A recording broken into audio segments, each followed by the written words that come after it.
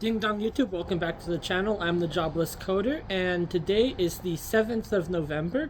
I have some good news to share and a bit of bad news to share. So I'll start with the good news. The good news is that I just came from Lake Louise, the ski resort. They are now open to the public for the winter season. So they're only open at the moment for a couple runs on the front side of the mountain and then nothing on the back side. So they're a very large facility. It's going to take them time to get all of their facilities in operation and open to the public, but they have graciously offered skiing ability for anyone employed at Sunshine Village. So for us, until we open at Sunshine, we're able to go this week to ski at Lake Louise. So that's where I just came from. And I might be going again tomorrow, depending on how the situation goes. My manager, he lives in Canmore, and he's looking at driving in, which, if I can catch a ride with him, would be a lot better. It'll give me more time and opportunity to stay at the ski resort, because most of today was literally taking buses. I have to get a gondola down to the bottom of the hill, and then I have to take one bus from Sunshine into Banff, and then a second bus into Lake Louise, and then a third bus from the village in Lake Louise up to the ski resort. So it's literally like 3 hours of commuting just to get there and then come back. So I didn't get to ski very much, but the good news is that I did get to kind of refresh my skill on that, given that I haven't skied in about 9 or 10 years now. The last time was sometime in high school. I would go every year with the ski trip that they did to Nakiska, which is Calgary's closest mountain. So that's where I went skiing before. That was the only place I've ever been skiing before. So now I've been skiing at Lake Louise, and I'll show you here. This is some of the gear that I picked up from the donations after the fire. So I got a pair of skis here that I brought, the ski poles, the ski boots, the helmet. Literally all of this stuff is donated. Now, I didn't realize when I bought the skis today that this pair of skis does not have adjustable bindings. So there's a specific size of boot that fits in it, and only one type of boot. The boots that I brought do not fit. This little yellow marker here means that only boots that are like specific rental boots that have yellow on the front of the boot will actually fit in this binding. So I had to end up renting a pair of boots today when I went, because I wasn't aware of that. Now I have another pair of skis. I have another pair of skis at my place that I picked up at some point during the summer. They're adjustable, and so I might bring them next time I go skiing. They're also very nice quality and very expensive quality. I think they cost $800 or $900 brand new. So I looked at them and thought, do I want to take the high-end fancy skis for my first time skiing in a decade? Probably not. I just don't want to ruin them or anything my first week of the ski season. But now that I know that only those ones that I have are adjustable, I might have to take them, or look for another pair of boots that have the yellow markings that will fit this specific style of ski. It was pretty good though. I managed to get 3 runs down the same run. It's right down the center line area of where the Lake Louise ski hills run, and then it connects in with a Black Diamond hill that goes higher up. And so I didn't go down that one. I went down their green circles. I would very much question the green circleness of some of those runs though, because it gets pretty steep and pretty fast. I would think some of them would be more like a blue square, but I don't know. I went 3 times. So the first time I didn't wipe out, but more like fell purposefully, because I started going backwards and I did not like that very much. So I made myself fall so that I could stop and then readjust my position so I was facing forwards. I know some people ski backwards. That's not for me. So that was the first run. The second run that I got done, I think the problem was that if I go too aggressively sideways to try and slow down, as opposed to going straight down the hill, you want to go sideways. If you do it too aggressively when you're going fast, then your skis, they get caught under the snow and then you flip up and go flying. So that was my second run, and then I went for some lunch, and then I came back and did a third run, and the third run was flawless. I made it down. I didn't crash or fall or anything. So that was pretty good to know that after a decade I can pick up this skill again and then just pick up where I had left off. I know what it's like to go down a black diamond. I've done that once before, the last time I went skiing on the last ski trip with the school, and I thought I was going to die. So it's going to take a little bit more practice to build up to that skill again. So that's kind of how things are at the moment. One of the good news is that a lot of the people that were during the summer that had left have actually come back. So one of the dishwashers, he quit after they fired me, and I got to see him on Halloween, so he's back and working. My manager, who was the sous chef and one of the funniest guys I've ever met, who I talked about all the time, he had quit and went to the Deer Lodge. He's now back and working. Okay, I'm not sure.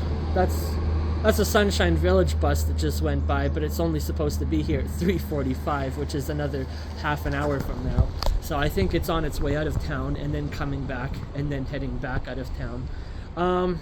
So yeah, I got to see my manager again today, or my former manager. He's now back and working again. I got to see a lot of the people that are still employed at the Lake Louise ski resort, and it's just good to just see things kind of getting back to normal. I got to meet a lot of new people today that are joining the staff at the bus. I met them at the bus in the village, and we were talking a bit, and then they found out that, I had worked here during the summer, and of course some of them knew about the fire, others didn't, and they're sort of like, oh wow, how was that, and did you lose anything? And yeah, I lost everything. So I told some of the new guys that it seems to be a steady mix, half and half of people that were there during the summer and affected by the fire, and half of people that are new. And so I told you that, half of the staff, they'll tell you horror stories about what happened that day, and then the other half have no idea, frankly, what happened that day. So that's kind of where things sit with that. I did get the final payout from the donations. That was about $200, and so in total from the payouts we've gotten, it was a $250 gift card on, I think, the third day after the fire, and that was donated from some business in Calgary. I don't quite remember which one. There was another $200 or $300 that was paid out the first round. I think it was more like $400, and then the second round was like $300, and now this final round is $200. So in total, it's about $1,000 that we have been compensated for. Now for me, that's 20% of what I lost, so the other $4,000 worth of things are up to me to replace on my own, at least until I hear more about whether or not there's going to be an insurance payout. Obviously there's people that lost $10,000, $15,000, $20,000 worth of stuff. That's going to take a lot more time and working to replace and compensate for that. And so for me, it's just kind of it's what it is at the moment. There's not much that we can really do about it. The stuff is still sitting there. I didn't go over and take pictures of it, but I did get to see it from a vantage point from waiting where the bus was. There's like a hotel across the road, and that's where the bus picked up from the village to go to the ski resort.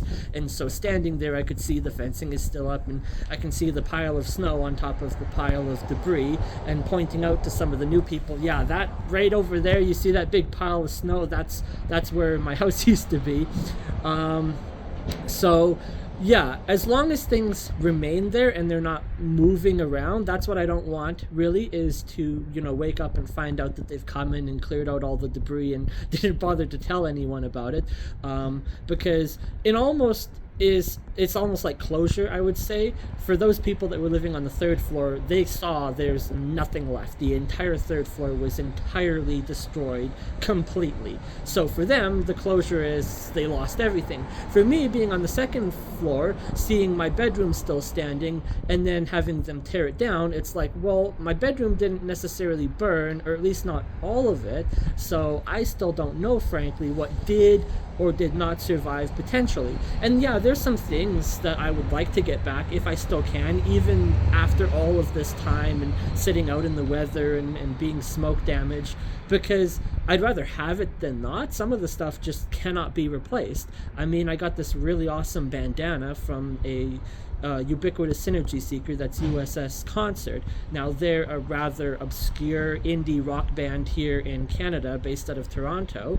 The lead singer, Jason Parsons, is initially from Alberta. He used to live in Didsbury when I was in middle school, apparently. And so I went to their final concert. This band doesn't tour anymore. There's no more opportunities to go and see them in concert. You look up their merch on eBay and there's nothing, because they're very obscure band. It's not like, looking for a Nirvana shirt or Iron Maiden or something more popular that you might be able to pick up on eBay. I am not going to be able to find a replacement for this bandana with their logo on it. There was a special vinyl record that was signed. I found replacements on their online store. I don't even know if the store is serviced anymore, so I could attempt to purchase it using some of the money that I've got from donations. Whether or not it actually gets shipped to me, I don't actually know if anyone's still servicing that. So those are just a few examples of the things that cannot be replaced. Now, when it comes to my laptop, I still haven't gotten a replacement for that.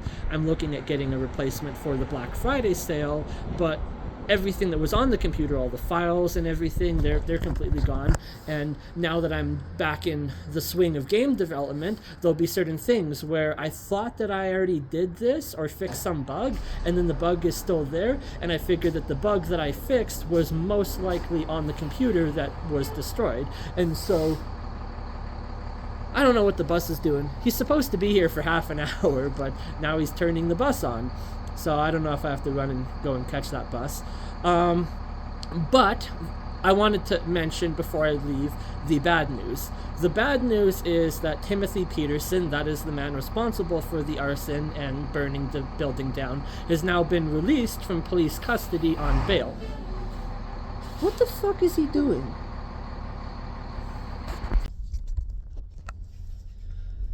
So, as I was saying, Timothy Peterson has now been released from police custody on bail.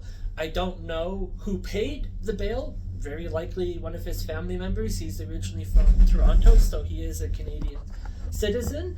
And I don't know how much the value of the bail was. So that's kind of the theme for today's video, is justice served, or rather the lack thereof.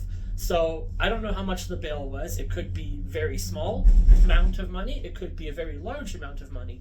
But I can be guaranteed that whatever the sum of the bail was came nowhere close to the cost of the damage and destruction that he caused. Me personally, out $5,000. My friends, $5,000, $10,000, $15,000, $20,000 worth of personal belongings lost. The ski resort is out of a $40 million property that may cost them $100 million to rebuild. By the time you get all of the debris and everything cleared out, and whether they have to do a 3-year land reclamation process and however many millions of dollars that's going to cost to get the property within the outlined regulations for being within a national park before they can even consider constructing a new building. So I don't really know how the justice system works with bail. I have reason to believe, though, that bail is not granted unless the judge has reason to believe that the person will not reoffend. And having never met Timothy before, having no idea what he's like, I've not been in the courtroom, I've not seen his demeanor, I've not seen if he's remorseful for his actions, I don't know the extent to which drugs were involved in that day. It's very possible that under those circumstances, you could reasonably say that, yeah, he's not going to recommit the offense. Lighting your bedroom on fire is typically not something that most people do multiple times, unless you have an unhealthy affinity for fire, I would say. But taking him out of that environment where he's away from the drugs and in police custody, maybe he's doing rehabilitation, you could reasonably assert that, yeah, he's not going to commit the offense again. So at this moment in time, we don't have reason to believe that he is dangerous. At least that would be my assumption based on my limited knowledge of how the justice system works and whatever the judge is looking at for evidence. So the problem with the justice system, though, is it's not just about holding people in prison who are dangerous. and could potentially recommit offenses, but it's also about providing justice to people that are victims of crimes. And so I don't necessarily know, like I said, the extent of how remorseful he is. He could be super remorseful. He could spend 20 years in prison. He could spend 2 days in prison. That's not going to replace the belongings that we've all lost and the damages that we've caused. He's not a multimillionaire, and I don't think anyone in his family is, based on what I found on Facebook either. So they're not going to be able to compensate us or the ski resort personally for the damage caused either. But the idea or the notion that he may not serve really much prison time is kind of just like, I don't know. We were told that the trial resumes in December. He'll be in the courthouse again. So this is not necessarily the final nail in the coffin. It's possible that he could actually serve prison time, but that's kind of the theme for today's video, is that in my life personally, the amount of criminals that I have encountered that have crossed my path, legitimate bona fide criminals breaking the law, I've not met a single one of them ever under any circumstances that has actually faced any form of justice for their crimes, whether that's my former employer when I lived in Vancouver, Stephen Neroff, who was running like 72 different companies. They were all startup companies, all of them buying and selling and trading in cryptocurrency, manipulating investors into thinking that they had a product when really they didn't, because no one is the CEO of 72 companies, not even Elon Musk, like one of the hardest working people on the planet, has that many titles to his name. And then him and his friend were party to a $65 million cryptocurrency extortion scheme that happened at the end of 2019, just before the pandemic. And then they spent all of the pandemic during trials and everything in New York. I personally spoke with some of the FBI agents from New York investigating that case and gave them my personal account and experience of working for this person in one of their fake companies. And then I find out last spring that he's let off with a slap on the wrist. Neither him nor his business partner are serving any time in prison other than the time that they might have been in prison during the trial. I don't know. They're both worth millions of dollars, so the likelihood that they spent time in prison, I don't think so. Timothy may have spent a little bit of time, a couple months in prison during the whole trial process here. And I mean, yeah, you could argue that, if I went into your bedroom and lit $5,000 worth of your personal belongings on fire, I know full well that I wouldn't get away with that with a slap on the wrist. Now, I get that's a different thing. That's not necessarily what Timothy did. He wasn't in my bedroom personally lighting my stuff on fire. And so, under the influence of drugs, maybe he had no idea that the amount of damage that it would cause. Maybe it was a shock to him. He might just be as traumatized as the rest of us to find out that the entire building is a complete write-off. But on the same note, I've been told my entire life that same thing, the exact same thing, about the terrorists who flew the airplanes into the Twin Towers on 9/11. They didn't anticipate the buildings would collapse. Nobody thought the jet fuel would melt through the steel beams and cause the buildings to collapse. They actually got more bang for their buck by causing more destruction than they anticipated they would. And then the US and the West went to war for 20 years over that day. So, I didn't expect it to cause as much damage. It's not necessarily an adequate excuse. Nobody gets into a car drunk and anticipates to kill someone, but you hit a pedestrian. As a drunk driver, we hold drunk drivers to account because they made that choice. And if this was under the influence of drugs, that was a choice that Timothy made. I have met many people in my life that do drugs. Some of the drugs are illegal. Absolutely none of them have lit their bedroom on fire because they have a certain level of self-control while under the influence that some other people, they obviously don't, and then they lose their mind literally when they take substances. So that's not necessarily an excuse that I would consider valid either. Yes, maybe he had no idea at the time what he was doing because his brain was not functioning properly. Like I said, he could be as traumatized as we all are as well. But the fact that nobody in my life seems to serve any form of justice for the crimes they commit, I am not very hopeful that this situation is going to be any different. Whether it's, like I said, whether it's Stephen Neroff or my former boss who worked under Stephen Neroff. Like I checked his LinkedIn profile recently, and he lives in California now, in Silicon Valley, in the tech hub of the world. So he's obviously well off. I mean, when I knew him, he had an airplane and a house and all this stuff. So he's got money. It's like my former employer before I moved out to Lake Louise, Jason Effects, and his wife Cavier. They're just rolling in money. And, they signed a contract to pay me. They broke that contract at least a half dozen times. They still owe me money for the work that I did on their game. And yeah, they don't seem to face any consequences for that. He's lost about half of his support on Patreon over the last year, and yet he still makes a healthy $6,000 a month to do literally absolutely nothing on a game that hasn't been updated in 7 or 8 months. But that's people's choice. If they want to pay for his Patreon account for a game that hasn't been updated and has a revolving door of developers who either quit or are forced out and fired because of contracts that Jason can't keep, then, I guess criminals just get away with that. Whether it's that or one of my former friends, and 2 of them actually from Vancouver, they're Kyle Polulak and Ron McDowell, the both of them, they stole source code for a video game from a guy in Croatia. And then they sold it on the Steam store for about $3 or $4 million that they pocketed from that. They signed a contract agreeing to pay this guy in Croatia, but they basically scammed him by convincing him to do that, because I've signed many contracts in my life, and I've learned the hard way that just because things are on paper in a contract doesn't mean that it actually protects you. In fact, it almost certainly means that it doesn't protect you.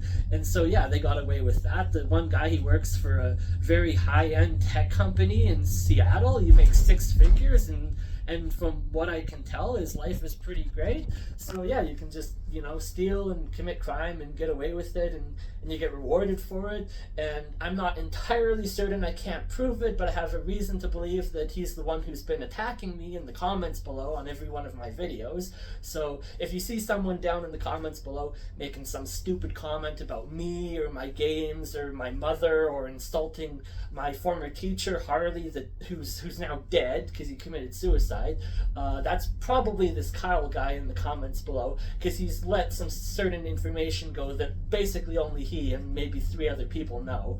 So yeah, he just attacks me daily every time I do one of these videos, and he impersonates my mom and does all this shit, and well, and then he gets away with it, right? And then I mentioned Harley too, right? That's another situation. My former teacher who was falsely accused by a 13-year-old who had previously accused her uncle of raping her like 7 years prior. And so her uncle, he went through like a 2-year court case. They found out that he was completely innocent and had nothing to do with whatever she was accusing him of. And so then there was no consequences for that. She came out 7 years later, accused Harley of rape, and 2 weeks after, he shot himself in the face. So yeah, there's no justice for that either. And because she was underage at the time and still is, now nobody's going to know who she is. And so very likely she might just accuse another man, a 3rd man, at some point in her time, and ruin his life, and maybe he'll take his life too. So yeah, there's just this unending amount of criminals in my life that I have just come across that never ever account for their actions. They're never held to account for the justice system, so my faith in the justice system to hold them account for their actions is absolutely zero, absolutely none. So it'll be a fucking miracle if Timothy actually goes to jail for this, or just gets a slap on the wrist, because if he does, it will mark the first time in my entire life that I have come across a criminal who has either impacted me directly, like metaphorically driven a bulldozer through my life, or impacted other people and I was witness to it and or had knowledge of the crime and never seen anyone held accountable for it. So that would be fucking miracle if this guy actually goes to jail, because it will be literally the first criminal that I've ever met that serves time for the crime that they committed. So on that note, that's about all I had to say for this rant. And yeah, so there's the good news and the bad news, and I guess I'll keep you guys informed as to what's happening. And when I hear more word, either later in November or beginning of December when his trial is supposed to resume, then I can get some more information out here on YouTube. And I might make it up to Lake Louise at some point in the future where I have a little bit of, free time between the buses where I can actually go down to Charleston and get some more pictures and video of the property now buried under snow. So that's how things are going to go. I want to thank everyone for watching this video, and make sure you tune in to like them and share them with your friends so that you can stay informed. And until then, I'll see you in the next one. Thank you and bye.